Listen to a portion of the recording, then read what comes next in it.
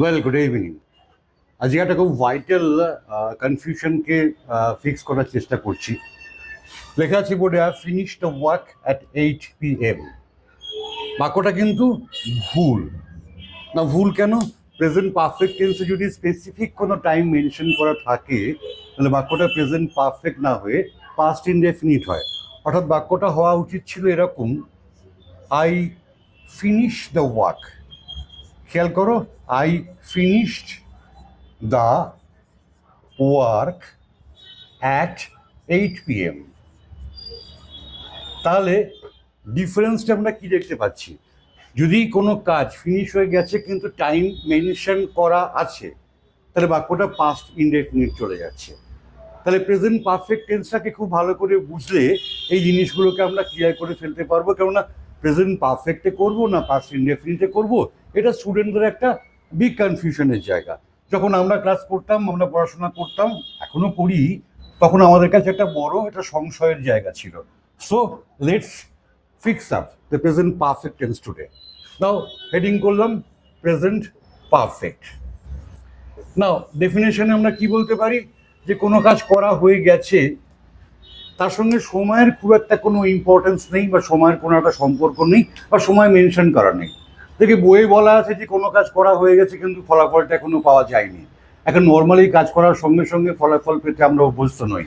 আজকেই পড়াশোনা করলাম, কালকেই পরীক্ষা হয়ে গেল, কালকেই ফার্স্ট হয়ে গেলাম, এমনটা হয় না। তাই আমরা নর্মালি এই সংজ্ঞার সঙ্গে রিলেট করতে পারি না। বিষয়টা খুব বাস্তবসম্মতভাবে চিন্তা করতে গেলে এরকম, যা দিয়ে ভাবলে বা যেরকমভাবে শিখলে আমাদের ডিটেক্ট করতে একা একা সুবিধা হবে, সেটা হচ্ছে এটা যে কোনো কাজটা করা হয়ে গেছে, সেখানে সময়টা খুব একটা ইম্পর্টেন্ট নয়, বা সময়টা স্পেসিফিক্যালি মেনশনও করা নেই, তার সঙ্গে ডেফিনিট প্রেজেন্টের একটা সম্পর্ক রয়ে যাচ্ছে। সেক্ষেত্রে আমরা প্রেজেন্ট পারফেক্ট টেন্স ইউজ করি। তো ডেফিনেশনে কি বললাম? কোনো কাজ করা হয়ে গেছে বাট সেখানে সময়টা খুব একটা ইম্পর্টেন্ট নয়, সেই কাজটা প্রেজেন্ট পারফেক্ট টেন্স। নাও নোট, যেটা আমরা ওই মজা করে বলি ফাঁকিবাজি মেরে পড়ার একটা আমাদের প্রবণতা থাকে। তা আমি এটা খুব মজা করেই বললাম। বিষয়টা এরকম যে এখন তো খুব ফাস্ট লাইফ, এখন ধরো ইংরেজি তোমার সাবজেক্ট নয়, বাট তোমাকে চাকরি বাকরি বা অন্য কোনো ক্ষেত্রে ইমপ্রুভমেন্ট করতে গেলে তোমাকে ইংরেজিটা ভালো করে জানতে হবে। তাদের জন্য খুব সহজে একটা জানার উপায়, সেটা হচ্ছে, দেখো আমরা আগেই বলেছিলাম, যারা টেন্স সিরিজটা আগেরগুলো দেখেছো তারা ভালো করে জানো, যারা দেখোনি তারা দেখে নিও, যে সাধু ভাষা চলতি ভাষার একটা ব্যাপার স্যাপার আছে। তো এই টেন্সের বাংলা বাক্যের ভার্বকে সাধু ভাষায় নিয়ে গেলে আছি, আছো, আছে, এই তিনটির মধ্যে একটি কথা পাবে। কি বললাম?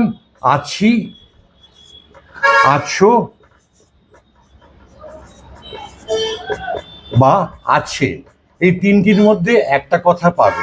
ধরো আমি বাক্যটা বললাম, আমি ওকে ফোন করেছি। ভার কোনটা? ফোন করেছি, ফোন করি, আছি সাধু ভাষায় নিয়ে গেলে সো ইউ গট আছি। ও কাজটা করেছে, করেছে ভার্ব, সাধু ভাষায় নিয়ে যাও, করি আছে, সো আছে, ইউ গট ইট। এভাবে আমরা খুব সহজেই আমাদের যেটা স্ট্রং পয়েন্ট মাতৃভাষা, তার মাধ্যম দিয়ে ডিটেক্ট করে ফেলতে পারবো কোনটা কোন টেন্সে আছে। নাও টেন্স যখনই প্রেজেন্ট পারফেক্ট নির্ধারিত হলো আমাদের মাতৃভাষায়, পৃথিবীর সব ভাষাতেই ওটা প্রেজেন্ট পারফেক্টই হবে। তাহলে রুল কি হবে? অর্থাৎ বাক্যটা কিভাবে আমরা সাজাবো? Subject plus have oblique has plus V3। কখন হ্যাভ হয় কখন হ্যাজ হয় খুব ভালো করে জানা আছে, না জানা থাকলে একবার বলে দেওয়া। থার্ড পার্সন সিঙ্গুলার নাম্বার, অর্থাৎ হি, শি বা যে কোনো একটা নাম, এ যদি সাবজেক্ট হয় সেক্ষেত্রে হ্যাজ, আদারওয়াইজ সব ক্ষেত্রে হ্যাভ। এবার জানি আমরা সব টেন্সে কম করে 4 রকম বাক্য হয়, এটা ডেফিনেটলি পজিটিভ বাক্য।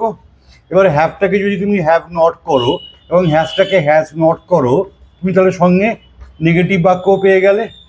কোয়েশ্চেন করতে গেলে একটা WH লাগে। WH means what, which, where, when, যেগুলো দিয়ে প্রশ্ন করা হয় আর কি। WH এর পরে have, then has, then subject, then V3। এটা অফকোর্স কোয়েশ্চেন পজিটিভ ফর্মেশন। যদি আমরা হ্যাভটাকে হ্যাভ নট করি এবং হ্যাজটাকে হ্যাজ নট করি, তাহলেই পেয়ে যাব কোশ্চেন নেগেটিভ ফর্মেশন। তাহলে question positive plus question negative দুখানাই কিন্তু হয়ে গেল। This is the definition, note এবং রুল। কিছু বাক্য নেওয়া যাক, তোমরা অভ্যাস করতে পারো। চলো, আমি ওর কথাটা রেখেছি। ভার্ব কোনটা? রেখেছি। সাধু ভাষায় রাখিয়াছি, আই কেপ্ট হিজ প্রমিস। ও আমার কথা শোনেনি, নেগেটিভ। এবার দেখো মজা হচ্ছে, আমি কিন্তু আর আছি, আছো, আছে পাচ্ছি না। কি পেলাম? ও আমার কথা রাখেনি, বা আমি ওর কাজটা করিনি, যেটা বললাম।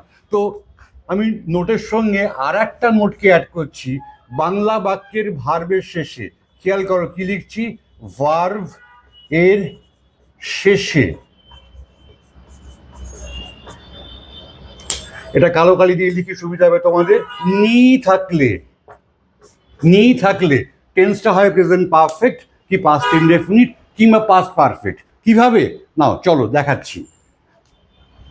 একটা বাক্য পজিটিভ বলি, ও আমার সঙ্গে দেখা করেছে, টাইম মেনশন করা নেই, সো এটা প্রেজেন্ট পারফেক্ট টেন্স। বা আরও সুন্দরভাবে নোট দিয়ে চিনতে গেলে, দেখা করেছে সাধু ভাষায় নিয়ে যাও, দেখা করিয়াছে, সো ইউ গট আছি, আছো, আছে, প্রেজেন্ট পারফেক্ট টেন্স। তো এই বাক্যটার ইংরেজি করলে কি হবে?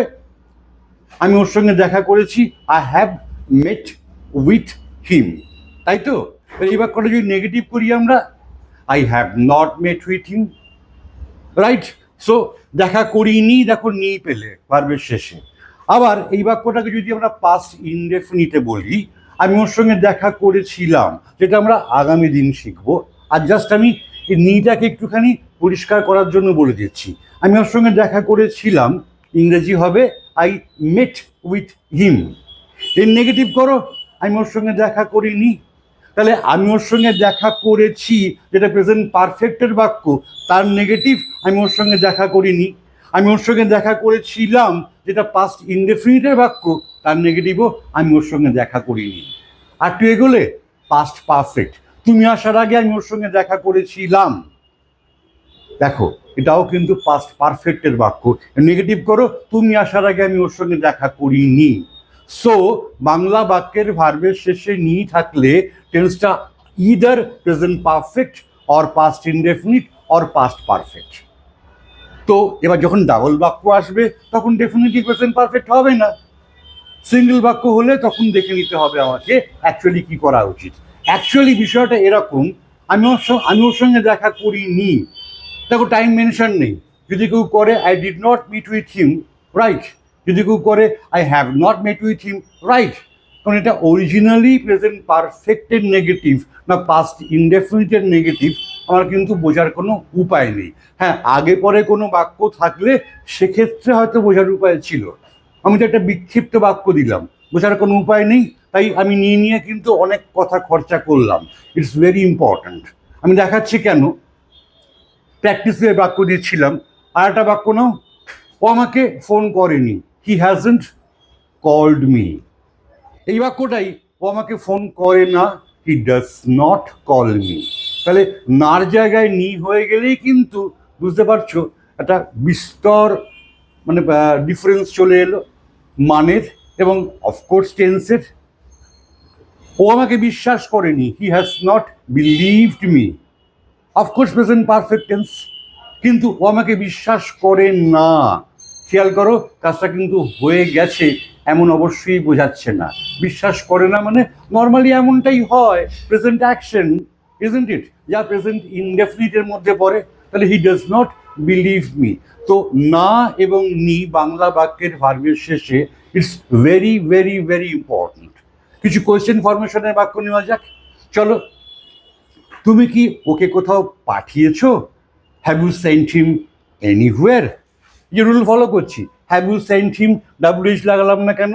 খুব ভালো করে জানো, দুরকম প্রশ্ন করা দুরকম প্রশ্ন হয়। একরকম ইয়েস নো কোয়েশ্চেন, অর্থাৎ যে কোয়েশ্চেনটার আনসার ইয়েস বা নোয়ে দেওয়া যায়, আর একরকম নয়, সেটা ইয়েস নো দিয়ে আনসার করা যায় না। তুমি কি ওকে কোথাও পাঠিয়েছো, এই কোয়েশ্চেনটা আমায় কেউ করলে আমি অফকোর্স হ্যাঁ বা না উত্তর করতে পারি। তাই এখানে আমার WH লাগবে না, হ্যাভ ইউ সেন্ট হিম এনিহুয়ার। তুমি কেন ওর সাথে কথা বলনি? বলো নি, নি আছে present perfect tense. Why haven't you spoken with him? এখানে WH লাগালাম কেন? কারণ তুমি ওর সঙ্গে কেন কথা বলনি, এই কথাটার উত্তরে আমি হ্যাঁ বা না বলতে পারি না, আমায় কারণটা বলতে হবে।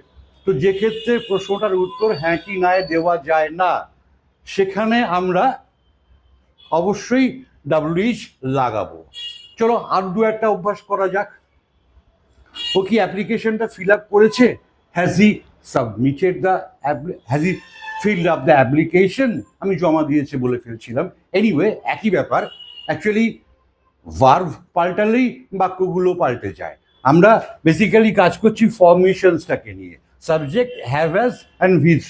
এবং যেটা দিয়ে শুরু করেছিলাম, যেখান থেকে কনফিউশনটা হয়, যে একটা সময় উল্লেখ করা আছে তবু আমরা প্রেজেন্ট পারফেক্টে চলে যাচ্ছি, না, ডোন্ট ডু দিস। সো এটা কনফিউশনের জায়গা, এই দিয়ে প্রচুর এরার্স কম্পিটিটিভ পরীক্ষাতে আসে। সো এটা ভেরি কেয়ারফুল হওয়া দরকার। আর স্পোকেন ইংলিশে তো আমাদের লাগেই। সো আই থিঙ্ক দ্যাট তোমাদের একটা গ্লিমস দেওয়া গেল। এরপর ডিটেলসে আরও জানার থাকলে আমায় কমেন্টসে কোয়েশ্চেন্স করতে পারো। আর যদি এই ভিডিওটা তোমার কাছে ইউজফুল বলে মনে হয়, লাইক, শেয়ার, সাবস্ক্রাইব এগুলো করতে হয়, ইচ্ছে হলে করতে পারো। Thank you.